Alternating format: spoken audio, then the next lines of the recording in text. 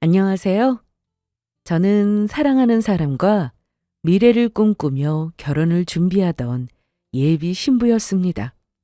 그러나 친구의 도움으로 파혼하고 제 인생이 통째로 뒤집힐 뻔한 걸 지켜냈어요. 지금 생각해도 제 인생을 구한 친구에게 너무도 고마울 따름입니다. 사람이 결혼을 결심할 때 이 사람이라면 평생 옆에 있어도 괜찮겠다는 마음이 있어야 하잖아요. 저도 그랬어요. 그렇지 않았다면 어떻게 인생의 반을 걸고 어떤 사람과 가정을 꾸릴 준비를 할 수 있었겠어요. 그런데 결혼식 딱 하루 전날 밤, 그토록 믿었던 사람이 완전히 다른 얼굴을 하고 있다는 걸 알게 될 줄은 정말 꿈에도 상상하지 못했습니다. 친구가 갑자기 찾아와서는 예비 남편의 소름 끼치는 정체를 알려줬어요. 예비 남편의 과거, 그가 감춰온 진짜 얼굴, 그리고 제가 절대 몰랐던 충격적인 사실을 하나씩 털어놓기 시작했고, 그날 밤 저는 꿈꾸던 결혼을 산산조각 내버리기로 결심했습니다. 그리고 결혼식장에 우리 가족과 지인들 대신 경찰들을 불러들였어요. 결혼식 전날 밤부터 결혼식 당일까지 제가 어떤 복수를 준비했는지, 어떻게 예비 남편의 민낯이 드러났는지, 그리고 어떻게 제가 인생을 건질 수 있었는지 그 이야기를 처음부터 끝까지 다 털어놓으려 합니다. 그럼 시작할게요. 먼저 예비 남편과 만난 이야기부터 들려드릴게요. 저는 이번 일을 겪고 사람 인연이라는 게 참 웃긴다는 생각이 들었습니다. 나중에 돌아보면 모든 징조가 다 있었던 것 같은데 그 당시에는 전혀 모른다는 게 함정이죠.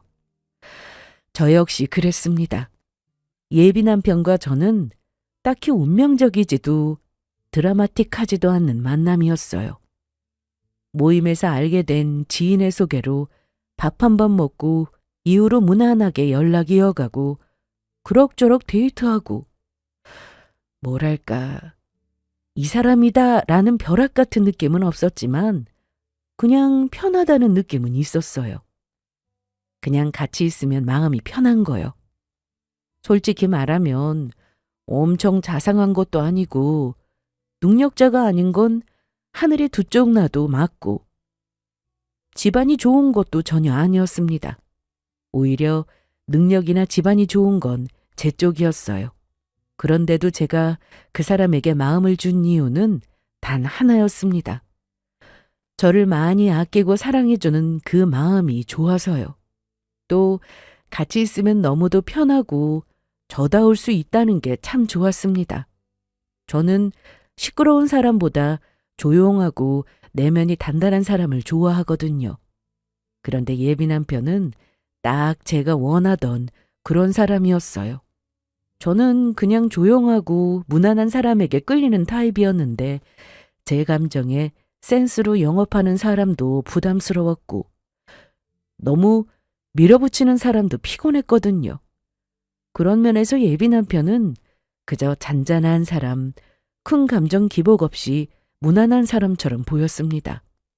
물론 지금 생각하면 그 무난함은 자신이 숨겨야 할 과거가 많아서 대충 감정 정리하고 사는 태도였다는 걸 알지만요. 저는 애초에 연애를 오래 끄는 타입이 아니었습니다. 마음이 맞으면 결혼까지 가는 거고 안 맞으면 정리하는 거고 그런 단순한 생각을 가지고 있었어요.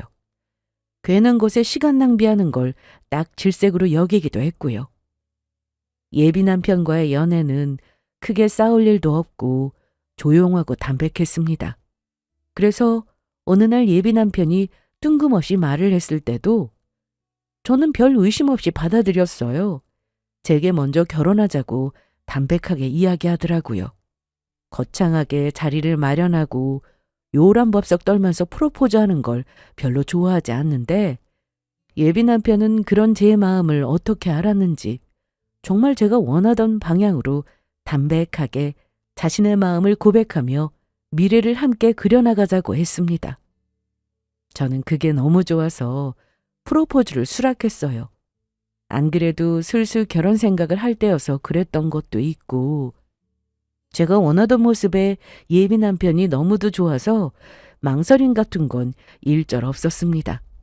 하지만 나중에 알고 보니 그 말은 그저 담백하고 달콤한 말이 아니었어요. 그 말은 장미꽃 속에 숨겨진 독처럼 나중에 저를 죽일 수도 있다는 생각은 조금도 못했습니다. 사람이란 게 원래 죽을 만큼 아파봐야 이게 독이었다는 걸 아는 거죠. 그때 저는 사랑만 생각했습니다.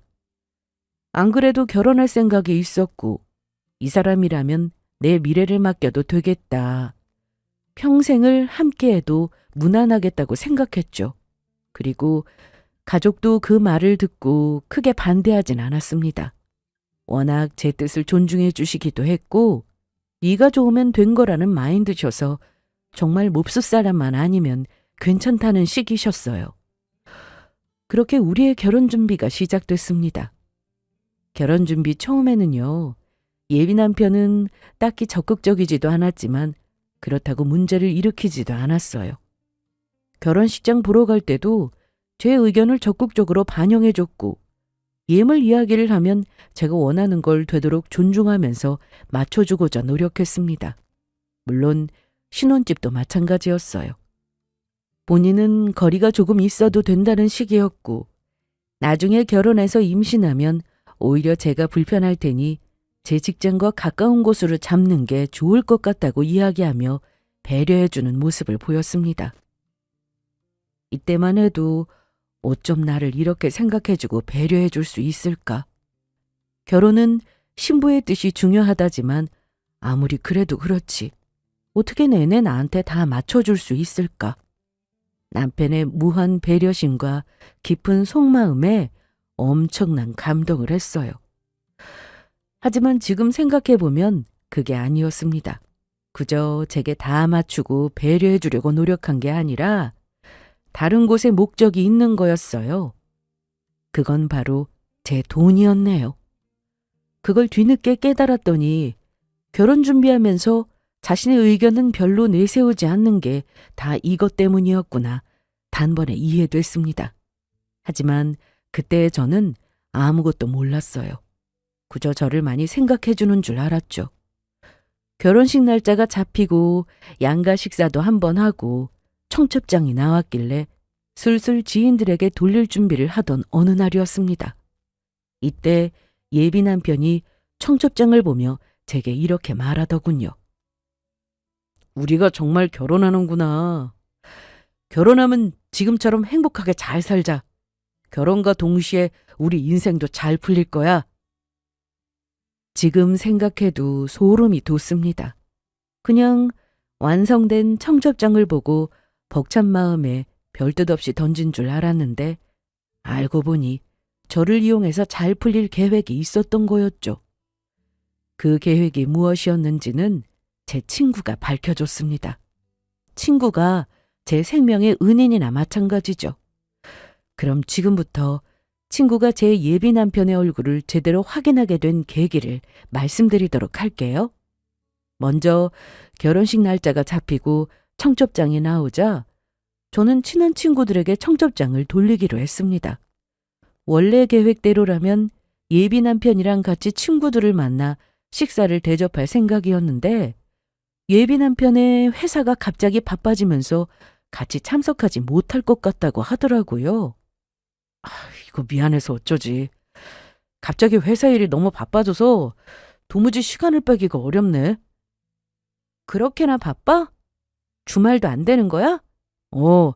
한동안 주말에도 출근해야 할 것 같아. 친구분들에게 같이 인사하면 좋은데 미안해. 아니야, 괜찮아. 어쩔 수 없지 뭐. 대신 이걸로 친구들이랑 맛있는 거 먹고 와. 예비 남편은 주말 약속에 참석할 수 있을지 장담할 수 없다고 했고 언제 끝날지도 모르는데 괜히 기다리게 하는 건 실례인 것 같다며 미안하지만 저 혼자 다녀오라고 했어요. 그러면서 제 손에 카드를 쥐어주며 이걸로 맛있는 거 먹고 오라고 말했죠. 저는 같이 못 가는 게 아쉬웠지만 상황이 어쩔 수 없으니까 별 의심 없이 알겠다고 혼자 다녀오겠다고 했습니다. 그때까지만 해도 같이 참석 못해서 미안한 마음에 카드를 쥐어주며 배려한 거라고 생각했는데 나중에는 그게 거짓말이라는 걸 알게 됐어요. 회사가 바쁘기는 무슨 그냥 참석할 마음이 없었던 겁니다. 결혼식 올리고 나서 바로 뒤통수 치고 제 돈을 꿀꺽하고 튈 속셈이었으니까요. 그렇게 저는 그 주 주말에 혼자서 친구들을 만났습니다. 친구 셋을 만나서 식당에 앉아 청첩장을 하나씩 건넸어요. 우와, 청첩장 예쁘다. 드디어 시집 가는구나. 친구들은 웃으면서 제 결혼을 다시 한번 축하했고 제가 건넨 청첩장을 확인했어요. 그리고 모두 드디어 제 예비 남편의 얼굴을 제대로 볼 수 있겠다며 기대하는 표정으로 청첩장을 살펴봤습니다. 친구들이 이렇게 말하는데 이유가 있는 게 저는 평소 사진 찍는 걸 별로 좋아하지 않았어요. 그래서 제 카카오톡 프로필에는 얼굴이 나온 사진 같은 게 전혀 없었습니다. 주로 풍경을 찍어서 프로필로 설정해 두거나 아니면 아예 프로필에 아무것도 올리지 않는 경우가 많았죠. 웃긴 건 예비 남편도 저와 같았다는 거예요. 지금 생각해보면 이것도 다 계획적이었던 것 같아요. 예비 남편도 저와 똑같이 사진 찍는 걸 별로 좋아하지 않았습니다. 그래서 저는 차라리 잘 됐다 싶었죠. 둘 다 사진 찍는 걸 별로 좋아하지 않으니까 프로필에 설정해둘 필요도 없고 사진에 목숨 걸면서 찍을 필요도 없으니까요. 그렇다 보니 친구들은 제 예비 남편의 얼굴을 모르는 상황이었습니다. 다들 제 예비 남편의 얼굴이 어떻게 생겼나 엄청나게 궁금해했거든요. 그래서 같이 나오기를 기대했는데 그러지 못해서 아쉬워했죠. 하지만 청첩장에 촬영한 얼굴 사진을 넣어서 그제야 얼굴을 제대로 보게 된 겁니다. 아무튼 친구들은 예비 남편의 얼굴을 보면서 드디어 어떻게 생겼는지 얼굴을 본다며 웃었어요. 그런데 청첩장을 받은 친구 중 한 명이 얼굴을 찡그리며 청첩장을 유심히 들여다보는 거예요. 고개를 갸우뚱거리고 눈을 좁히고 입술을 꾹 눌러 물고는 청첩장을 진지한 표정으로 살펴보길래 저는 왜 저러나 싶었습니다. 아니, 다른 친구들은 다 이렇게 생겼구나 하면서 보고 있는데 그 친구만 무슨 못 볼 거라도 본 것처럼 보고 있으니 이상했습니다. 그래서 뭘 그렇게 심각하게 보냐고 청첩장에 뭐 못 볼 거라도 봤냐고 장난처럼 물어보자 친구는 난감한 표정으로 청첩장을 내려놓으면서 말했어요. 아니야. 그냥 네 예비 신랑 얼굴이 낯익어서 어디서 본 사람인가 싶어가지고. 친구의 말에 저는 피식 웃으며 말했어요. 요즘 남자들 결혼 스타일이 다 비슷비슷하기도 하고 또 흔한 얼굴이라서 그렇게 생각할 수 있다고요. 친구도 멋쩍은 미소를 지으며 그런 것 같다고 자신이 착각한 것 같다며 고개를 끄덕거렸습니다. 그런데 이상하게 친구의 표정은 쉽사리 풀리지 않았어요. 어색하게 미소를 지어 보였지만 어딘가 편해 보이지 않았습니다. 다시 미소를 거두고는 청첩장에 있는 예비 남편 얼굴을 살펴보더라고요. 저는 그 심각한 표정이 뭔가 찜찜했습니다. 계속해서 머릿속에 친구의 표정이 자꾸만 맴돌았어요. 하지만 저는 그때까진 정말로 단지 착각이라고만 생각했습니다. 예비 남편이 흔한 얼굴이니까 친구가 누구랑 착각했거나 아니면 어디서 지나가다가 마주쳤을지도 모른다고 대수롭지 않게 여겼어요. 그렇게 애써 화제를 돌려서 다른 이야기를 나누기 시작했습니다. 그리고 주문한 음식들이 나오자 친구들과 맛있게 먹으며 모처럼 재미있게 놀았어요. 친구들과 즐겁게 식사를 마치고 예비 남편이 준 카드로 계산까지 한 뒤 우리는 인사하고 헤어졌어요. 저는 집에 돌아왔습니다. 그렇게 며칠이 흐르고 어느덧 결혼식을 하루 남겨놓은 상태였어요. 저는 다음 날이 결혼식이라 최대한 일찍 자려고 노력했습니다. 컨디션이나 피부 상태를 좋게 만들어야 하기에 얼굴에 팩을 붙이고 누워서 잘 준비를 했어요. 그런데 그 순간 핸드폰 진동음이 제 눈에 다시 뜨게 만들었어요. 핸드폰을 들어 화면을 쳐다보자 발신은 친구였습니다. 제가 청첩장을 줬을 때 심각한 표정으로 바라보던 그 친구요. 갑자기 이 시간에 무슨 일이지? 저는 의아스러웠습니다. 그 친구가 평소 일 때문에 바쁘기도 했고 연락을 잘 안 했거든요. 더군다나 이 시간에 전화할 일이 거의 없는 친구였죠. 그래서 얘가 갑자기 왜 이러나 싶어 얼른 전화를 받았습니다. 여보세요? 나야. 내가 너무 늦은 시간에 전화했지? 자려는데 깨운 거 아니야? 아니야, 괜찮아. 이제 막 자려던 참이었어.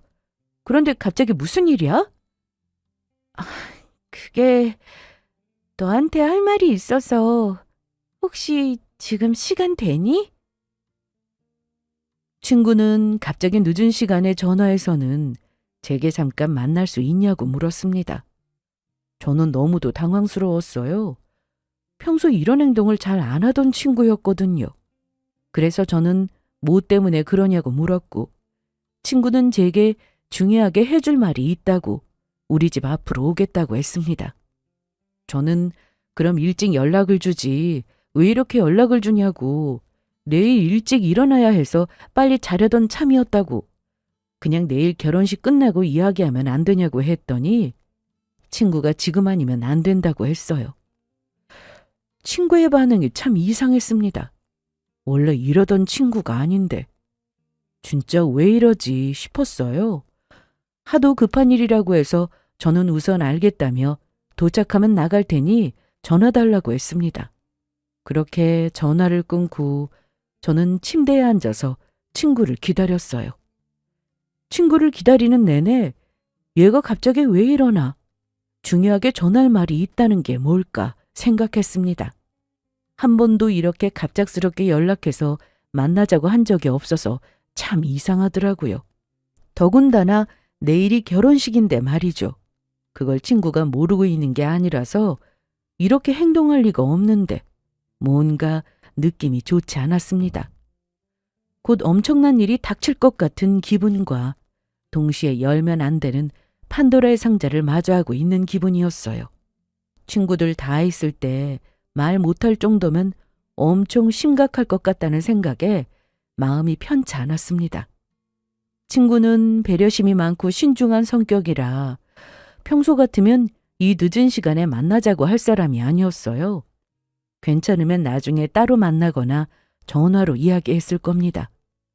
그렇게 이 시간에 우리 집까지 와서 만나자고 할 정도면 보통 일이 아니라는 생각이 들었어요. 그래서 초조하게 핸드폰을 쥐고 기다렸죠. 불안이 가슴 깊숙이 스며들며 몸이 서서히 굳어갔습니다. 이게 바로 제 결혼식이 통째로 뒤집어 놓을 시작의 신호라는 걸 저는 어렴풋이 느끼고 있었는지도 몰라요. 밤늦은 시간 핸드폰이 울리고 집 앞에 도착했다는 친구의 연락을 받았습니다. 저는 서둘러 옷을 걸치고 집 앞으로 내려갔어요. 엘리베이터 문이 열리자 친구가 서 있었습니다. 가로등 불빛 아래 선 친구의 표정은 평소처럼 밝지도 않았고 장난기 어린 눈도 사라진 상태였습니다. 그저 심각할 뿐이었죠. 그리고 묘하게 떨리고 있었습니다. 늦은 시간에 미안해. 근데 오늘 아니면 안 되니까 꼭 말해야 할 것 같아서 왔어. 친구의 말과 표정에서 심상치 않음을 느꼈습니다. 그래서 저는 조용히 친구 곁으로 다가갔어요. 내일 결혼식이라 일찍 일어나야 해서 시간을 많이 주지는 못할 것 같다고 이야기하고는 무슨 일이길래 여기까지 왔냐고 어서 이야기해보라고 했습니다. 친구는 초조하게 손을 깍지 낀 채로 숨을 한번 크게 들이켰어요. 그리고는 제 예비 남편을 꺼내서 이야기하기 시작했습니다. 내 예비 남편 말이야. 네 예비 남편이 뭐 하는 사람인지 알아. 뭐? 우리 예비 남편을 안다고? 응, 내가 아는 사람이더라고. 그래? 그래서 네가 낯익은 것 같다고 한 거구나? 근데 우리 예비 남편이랑 어떻게 하는 사이야? 그게... 친구는 제 말에 입을 꾹 다물고는 고개를 숙이며 말을 할까 말까 망설이는 표정을 지었어요. 그리고는 잠시 고민하다가 결심했다는 듯 다시 이야기를 이어갔습니다. 얘가 청첩장을 줬을 때 그때는 내가 착각한 거라고 생각했어. 네 말대로 흔한 얼굴이라 어디서 닮은 사람을 본 거겠지 싶었고, 그런데 아무리 생각해도 아닌 것 같더라. 이상하게 어디서 본 것 같은 느낌이 너무 강했어. 친구는 손을 떨며 청첩장을 꺼냈습니다. 그리고는 청첩장 속 환하게 웃고 있는 예비 남편의 얼굴을 지그시 바라보며 이 사람을 어디서 본 걸까 곰곰이 생각해 봤대요. 아무리 기억을 더듬어 봐도 어디서 본 것 같은 기억만 있을 뿐 그게 어디서였는지 도통 기억나질 않았다고 했습니다. 그래서 개운하지 못한 기분으로 그날 저랑 친구들과 어울리며 어색하게 놀았다고 했어요. 그러다가 며칠 동안 머리를 싸매고 생각했다고 했습니다. 자신의 촉이 반드시 기억해내지 않으면 안 될 것 같다는 느낌이 들었대요. 그래서 혼자 끙끙거리며 어디서 본 걸까 생각했대요. 그러다가 어느 순간 무슨 기억이 팍 하고 떠올랐다고 했습니다. 친구는 주먹을 꽉 쥐며 말했고 저는 긴장되는 표정으로 어디서 본 거냐고 조심스레 물었어요. 어디서 봤는데? 일하다가 봤어. 네 예비 남편 얼굴. 그 순간 친구가 하는 일이 번뜩하고 생각났습니다. 사실 제 친구는 경찰이에요. 오랫동안 경찰 공무원 시험 준비해서 어렵게 붙었고 이때 파출소에서 여순경으로 일을 시작하던 때였습니다. 친구는 일을 하다가 예비 남편의 얼굴을 봤다고 말했고 저는 속으로 생각했어요. 일을 하다가 우리 예비 남편을 볼 일이 뭐 있지? 예비 남편이 나 몰래 파출소에 간 적이 있었나? 이렇게 생각했죠. 그런데 그 뒤에 들려오는 친구의 말이 제 머리를 크게 강타했습니다. 네 예비 남편 범죄자 신상 파일에서 봤어. 수배자 목록 정리할 때 얼굴을 본 거였고. 순간 제 심장은 얼음처럼 굳어버렸습니다. 저는 말도 안 된다는 표정으로 친구를 바라보며 지금 무슨 말을 하는 거냐고, 그게 말이 되냐고, 내 예비 남편이 왜 수배자 목록에 있냐고 물었어요. 친구는 쉽사리 믿지 못하는 제 반응을 보며 이해한다는 표정을 지으며 이렇게 말했습니다. 그래서 나도 이상하다 싶었어.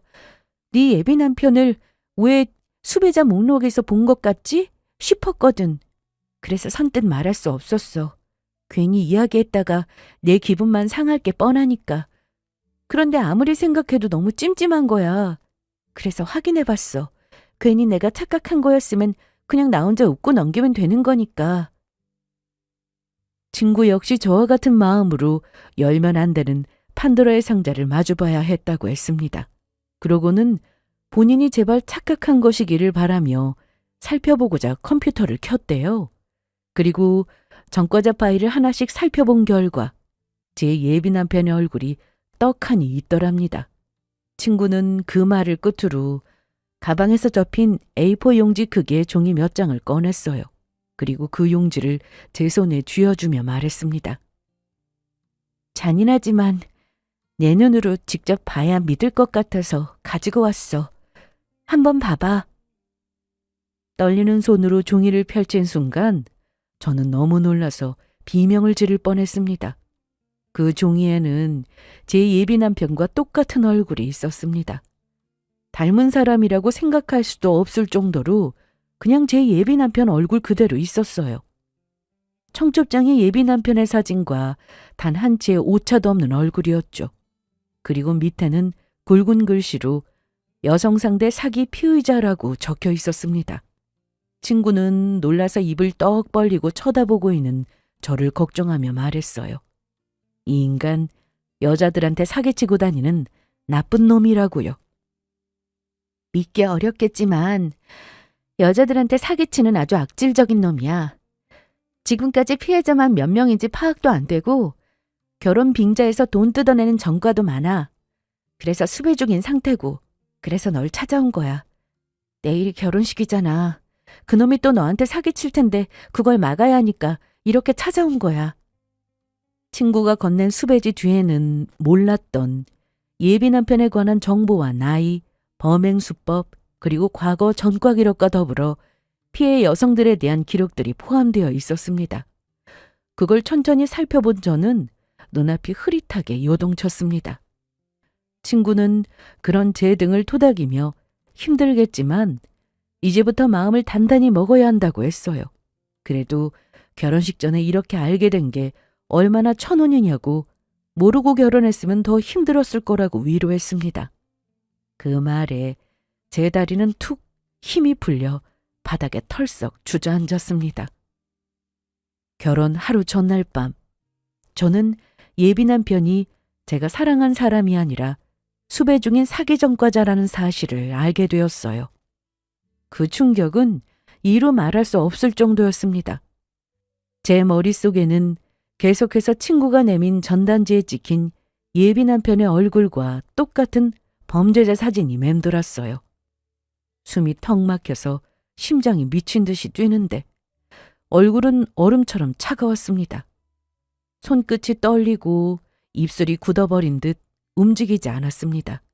그리고 혼잣말로 말도 안 된다고 이럴 리가 없다고 이건 꿈이라고 대뇌었어요.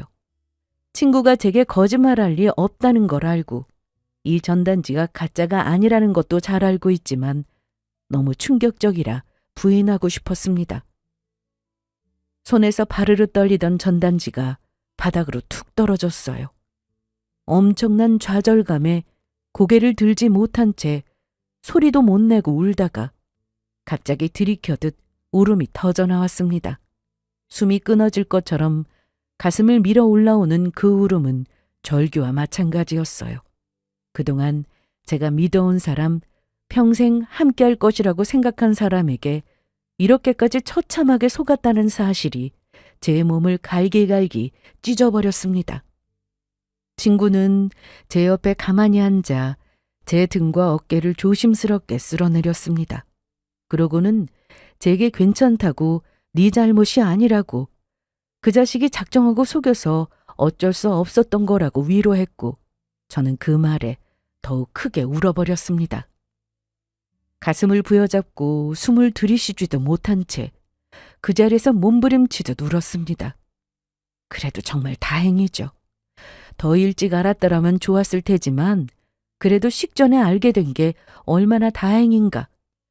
그놈한테 내 돈 다 털리기 전에 마무리된 게 얼마나 다행인가 싶더라고요. 그 생각이 제 심장을 후벼파면서도 한편으로는 정신을 붙잡아줬습니다. 만약 이 사실을 결혼 후에 알았다면, 그 자식에게 내 인생을 맡겼다면 돌이키기 힘든 나날을 보내고 있을 거예요. 울고 또 울고 한참을 울고 나니 눈이 부어 앞이 잘 보이지 않을 정도였습니다.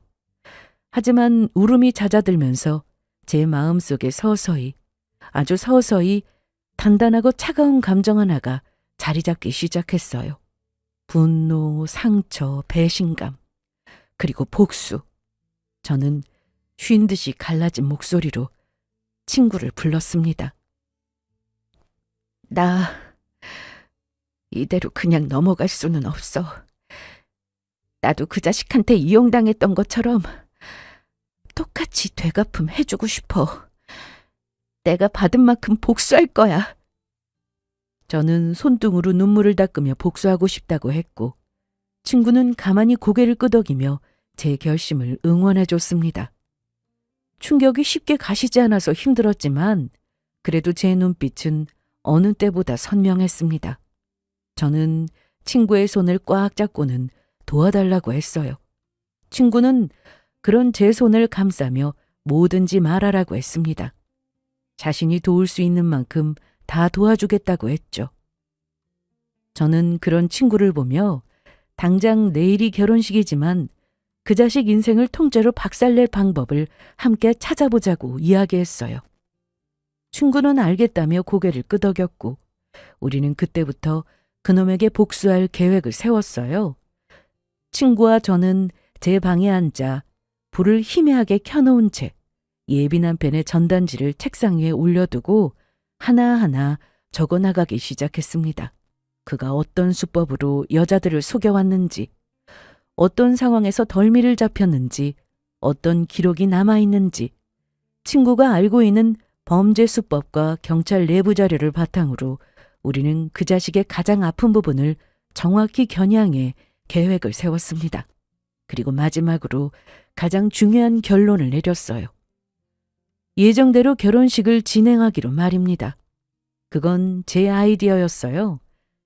친구는 정말 결혼식을 올려도 괜찮냐고 걱정스러운 표정으로 물었고 저는 그놈 혼자서 치르는 결혼식이 될 게 아니라고 이야기했습니다. 친구는 제가 예정대로 결혼식을 치른다고 하니까 걱정했어요. 물론 친구가 뭘 걱정하는지 잘 압니다. 가족이며 친지분들, 지인들까지 다 오는 자리에서 제 결혼식을 없는 건데 당연히 걱정될 만하죠. 하지만 저는 친구의 걱정과 다르게 엎을 생각이었습니다. 그 계획을 친구에게 고스란히 말했어요. 걱정할 거 없어. 결혼식은 예정대로 치르되 난 거기 없을 거야. 물론 우리 가족이며 친지분들, 지인들까지 모두. 대신 결혼식장이 너무 횡하면 그렇잖아? 우리 대신 경찰이 들이닥치게 하자. 하객이 곧 경찰인 셈이지. 어때? 그 말을 하며 저는 눈물을 머금고 웃었습니다. 친구 역시 굴성거리는 표정으로 그렇게 하자고 했어요. 그날 밤 저는 절대 부서지지 않는 결심을 했습니다. 그리고 그 결심은 다음 날 아침부터 현실로 옮겨지기 시작했어요. 예비 남편의 정체를 알고 난 후 제가 가장 먼저 한 일은 전화기부터 드는 것이었습니다. 시간이 너무 없었기 때문에 복잡한 설명은 생략하고 가장 중요한 말만 반복해서 전했습니다. 저는 손이 떨리는 걸 억지로 붙잡으며 가장 먼저 부모님께 연락했습니다. 엄마, 아빠, 내일 결혼식 오지 마세요. 사정이 생겼어요. 자세한 건 내일 집에 가서 말씀드릴게요. 엄마가 놀라서 묻기도 전에 저는 나중에 설명하겠다고 정말 중요한 일이니 결혼식장에 절대로 오면 안 된다고 당부했습니다. 전화를 끊자마자 이어서 삼촌, 이모, 사촌들, 가족들에게 일일이 연락을 돌렸습니다. 그리고 결혼식에 오기로 했던 직장 동료, 친구들, 지인들까지 모두 똑같은 결혼식장에 오지 말라고 했어요.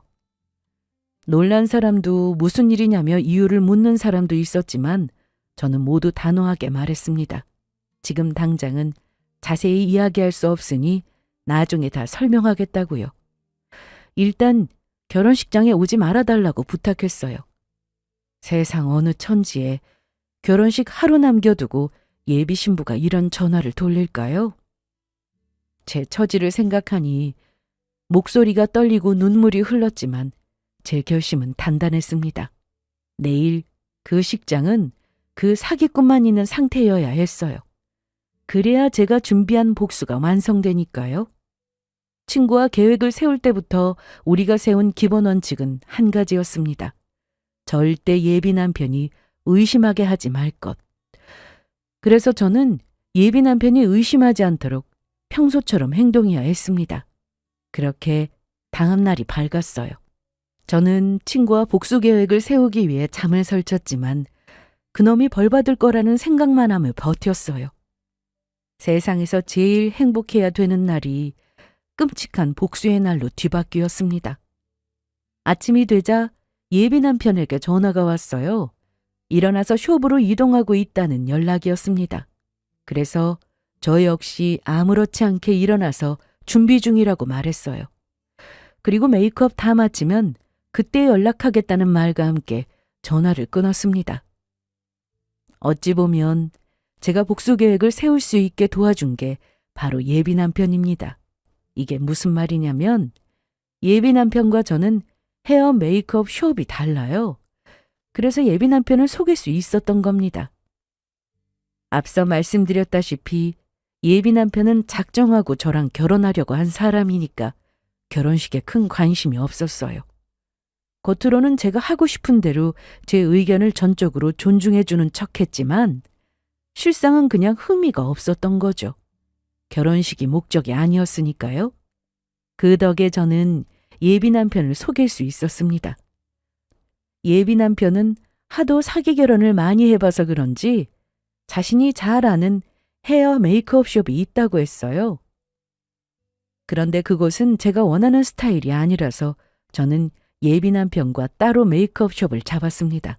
그래서 우리는 따로 헤어와 메이크업을 받고 결혼식장에서 만나기로 약속되어 있었어요.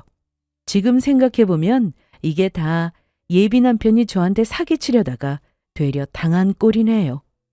본인이 잘 안다는 그 메이크업 숍만 아니면 우리가 세운 작전은 시행하지도 못했을 텐데 말이에요. 아무튼 예비 남편은 그날 아주 신이 나 있었습니다. 마치 자기 계획이 완벽하게 성공한다고 믿는 사람처럼요. 아주 착실하게 메이크업 받는 중이다. 이제 헤어 시작한다. 곧 출발한다. 식장 도착했다 등등 제게 보고했어요. 저는 식장 한 곳에서 평소복 차림으로 친구와 함께 잠복해 있었습니다. 계속 울리는 핸드폰을 보며 경찰들 손에 끌려가기만을 기다렸어요. 그리고 간간히 예비 남편에게 답장하며 차분하고도 아주 의도적으로 시간을 길게 끌었습니다. 나는 아직 메이크업 중이야. 헤어는 다 끝났는데 헤어할 때 애 좀 먹었어. 내 머리가 워낙 잘 안 나와서 이것저것 보강하느라. 아무튼 얼른 하고 갈게. 이렇게 이야기하고는 나중에 예비 남편한테 전화해서 앞에 사고가 났는지 차가 너무 막혀서 한 20분 정도 늦을 것 같다고 연락했습니다. 옆에 있던 친구는 미리 시간을 재면서 조금만 더 시간을 끌라고 했어요. 친구가 손 써놓은 경찰분들이 진짜로 차 문제로 시간이 조금 늦어서 도착하게 됐거든요. 그렇게 저는 계속해서 시간을 끌며 경찰분들을 기다렸습니다. 그리고 식장에 도착해서 하객분들을 맞이할 준비를 하는 예비 남편을 보게 되었죠.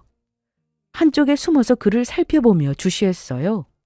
예비 남편은 손목에 있는 시계를 자꾸만 확인하며 초조하게 저를 기다렸습니다. 그러고는 거의 5분 간격으로 톡을 보냈어요. 어디냐? 왜 안 오냐? 하객들 올 시간인데 얼른 와서 대기실에 있어야 하지 않겠냐고요. 저는 그런 예비 남편의 반응에 동조하며 연기했습니다. 나도 얼른 가고 싶은데 차가 막혀서 미치겠어.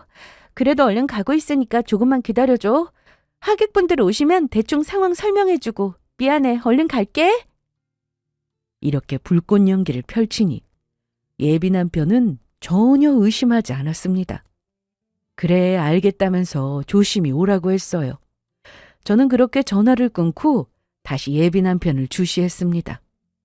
차갑게 식어 있었지만 단단한 눈빛으로 예비 남편을 쳐다봤어요. 예비 남편은 온 매무새를 가다듬으며 하객들을 맞이할 준비를 시작했습니다. 시간이 지나고 하나둘 하객들이 도착했어요. 그런데 예비 남편이 고개를 갸우뚱거리며 이상하게 생각했습니다.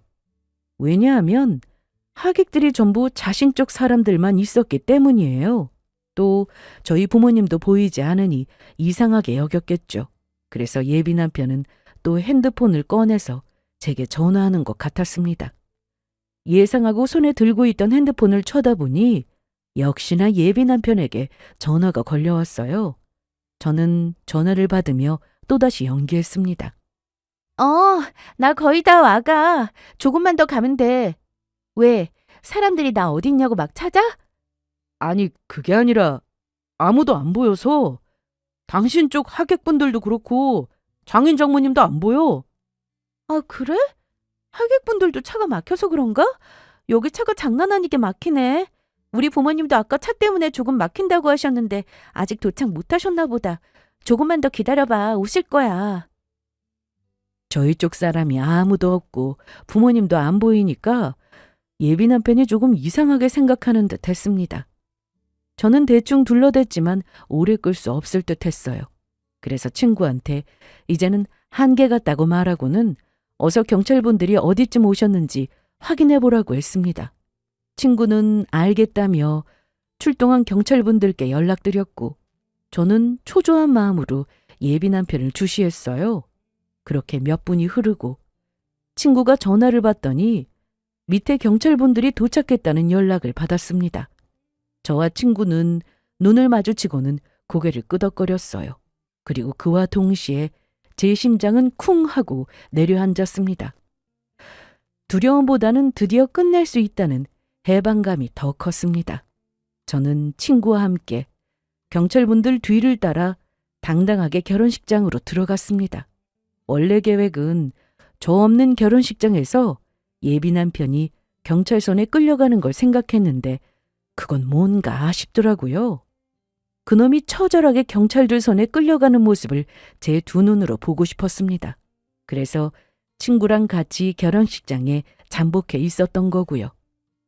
식장은 이미 예비 남편 쪽 하객들로 북적였고 예비 남편은 입구 쪽을 계속 바라보며 초조한 듯 저를 기다리고 있었습니다. 그 모습을 보니 기막히고도 어이가 없었지만 저는 오히려 더 여유롭게 걸었습니다. 경찰관 분들은 제 뒤에 서 있었고 친구는 제 옆에 우뚝 서 있었습니다.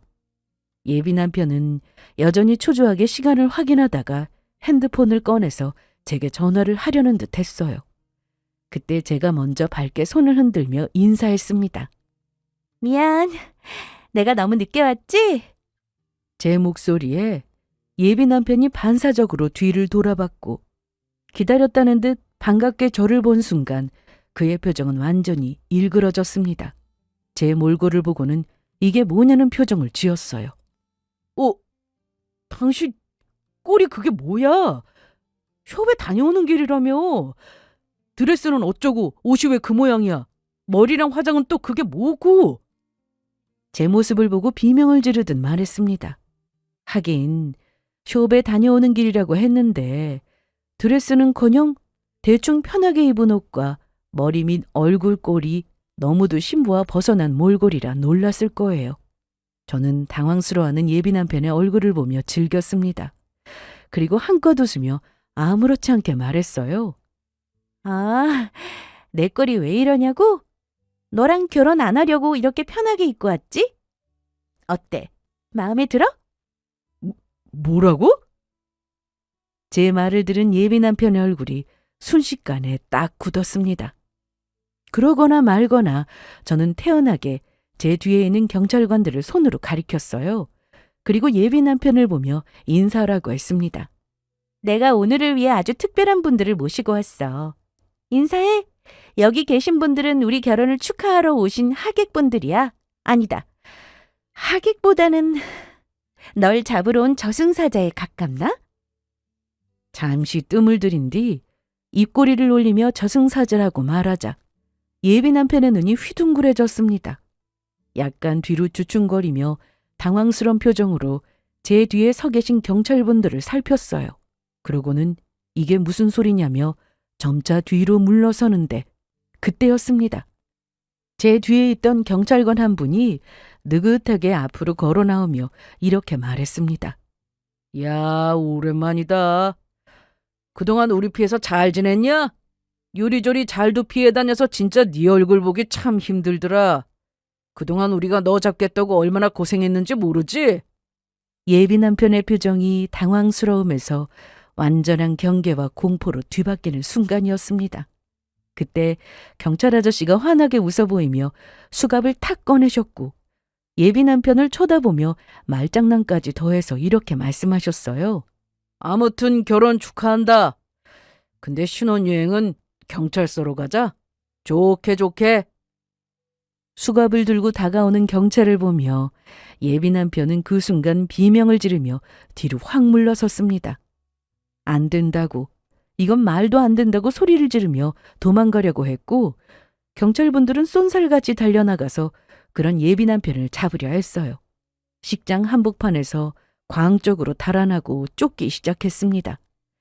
하지만 경찰은 이미 만반의 준비를 한 상태였습니다. 저랑 경찰이 들어오는 순간부터 입구 쪽에는 이미 또 다른 경찰관 2명이 대기하고 있었기 때문이죠. 예비 남편이 도망치려는 순간 경찰관들은 순식간에 달려들었고 결국 도망쳐도 소용없는 신세가 되었습니다. 그렇게 예비 남편은 바닥에 엎드려진 채 팔이 뒤로 꺾였고 수갑이 그의 손목에 찰랑 소리를 내며 채워졌습니다. 아이, 이거 안 나? 놓으라고, 당장 놔! 그 처절한 비명은 결혼식장의 고요를 찢어놓았습니다. 그리고 저는 그 난장판을 천천히 태연하게 바라보며 예비 남편을 노려봤습니다. 그의 눈이 저를 향하자 저는 말했습니다. 결혼 축하한다고. 그리고 그와 동시에 오늘 네 인생은 끝났다고 말이죠.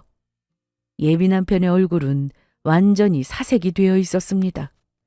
저를 보며 아니라고 오해라고 뭔가 잘못된 것 같다면서 도움을 청했지만 저는 그런 예비 남편을 나 몰라라 했습니다. 그렇게 그는 아주 처절하게 제가 원하는 그림대로 경찰 손에 이끌려갔어요. 예비 남편이 수갑이 채워진 채 경찰차에 실려가고 그 광경을 멍하니 바라보던 식장 사람들은 차가 떠난 뒤에야 겨우 숨을 쉬기 시작했습니다. 그리고 우리도 그를 따라서 경찰서로 향했습니다. 경찰서에 도착하자 예비 남편은 면담실 한쪽에 앉아 있었습니다. 수갑은 풀려 있었지만 팔과 손목에는 붉은 자국이 선명했습니다. 제가 들어서자 그는 눈을 부릅뜨고 소리쳤어요. 너지? 이 모든 게 다 네가 판 함정이지? 네가 어떻게 날? 함정? 네가 지금 나한테 함정이라는 말을 할 수 있어? 이 모든 건 다 네가 자초한 일이야. 그러게 정당하게 돈을 벌었어야지. 남의 등쳐서 배신하면 되겠니? 네가 지은 죄가 다 돌아온 것뿐이야. 그놈은 자신의 입술을 물어뜯으며 억울하다는 듯 죄 앞에서 피해자인 척 굴며 말했습니다. 네가 어떻게 나한테 이럴 수 있냐고. 자신은 정말 저를 사랑해서 결혼할 마음이었는데 어떻게 자신을 속이며 이렇게 배신할 수 있냐고 했습니다. 저는 그의 말을 듣고 아주 담담하게 말했습니다. 사랑했다고?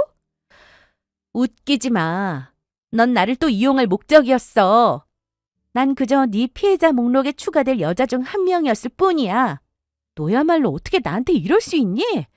나는 정말 너와 평생 함께할 미래를 꿈꿨는데 네가 어떻게 날 상대로 사기칠 생각을 할 수 있냔 말이야. 너 처음부터 작정하고 접근했니? 그래?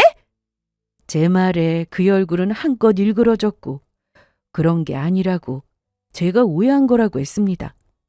저를 속이고 자신의 과거를 말하지 못한 건 미안하지만 자신은 진심으로 저를 사랑했다고 했어요.